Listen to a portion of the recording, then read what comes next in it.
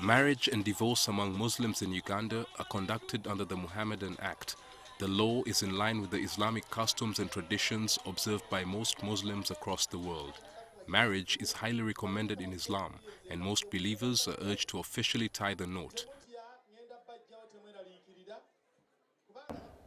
Abaana bawala bange ne bazzukulu bange abagenda okufumbirwa n'abo abaafumbirwa abaagattibwa nga tebaafuna kiwandiiko kikakasa bufumbo bwabwe bakole kyonna kyonna ekisoboka bafune marriage certificate. Kikulu nnyo kyekikakasa nti oli mufumbo era okukkirizibwa mu mateeka ne mu gavumenti kwe kubanga kiri registered.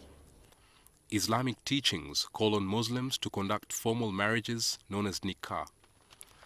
After the celebration, the marriage has to be registered at the Uganda Registration Services Bureau within a month for it to be recognized as a legal union by the government. You see, when your marriage is registered, we know Mr. and the Mrs. and the children are accruing because they will have a birth certificate indicating who and who. It's very easy to trace backwards, even when in your absence.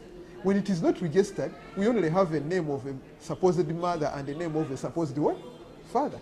And so we end up spending 500,000 per child on DNA.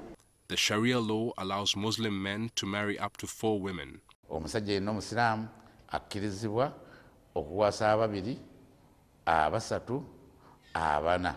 Kyokka ng'alina ensonga ematiza nga n'obusobozi weebuli. Obusobozi bw'okubalabirira n'obusobozi obw'engeri endala gye sinyinza kwogera wano nga mundaba. Marriages in Islam are supposed to be full of mercy, compassion and love, but not all of them end up that way. In case the marriage fails, Muslim couples are allowed to divorce.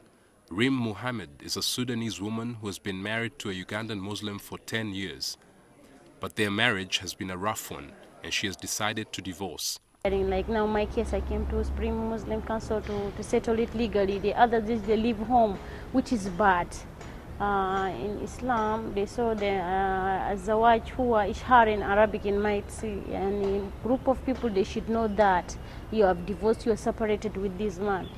Divorce, or talaq as it's called in Arabic, is permitted as a last resort, but there are procedures that have to be followed before the couple are allowed to go their separate ways. The grounds of divorce, lwaki omuntu yali agadde afune divorce bw'ozinnyonnyola obulungi kikwetaagisaako okufuna marriage certificate. Osooka n'otuwa photocopy ya marriage certificate.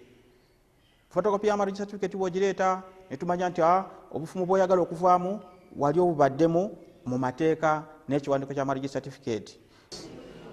A lot of our brothers, Muslim brothers, actually leave their wives. They just separate. They don't process the divorce and they don't get the divorce certificate. And then they go on and marry someone else.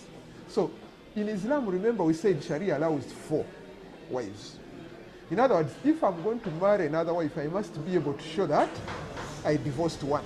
So in case of inheritance, in case, for instance, of medical insurance, in case of mortgage or any of these things, if you're flying out, you know that in, for instance, Saudi Arabia, a lady cannot go for hijab unless she's accompanied by a close male relative. Close meaning father, brother, or husband. So you realize that if you have not had this marriage registered, or the divorce registered, and therefore the new marriage also registered, you will get a challenge, because then when you go to apply for the visa with your 4 wives, you say, no, you don't have those wives. The government requires that all marriages and divorce be registered to enable it get a sense of the structure of its population and also help it effectively resolve disputes that arise after the death of a spouse.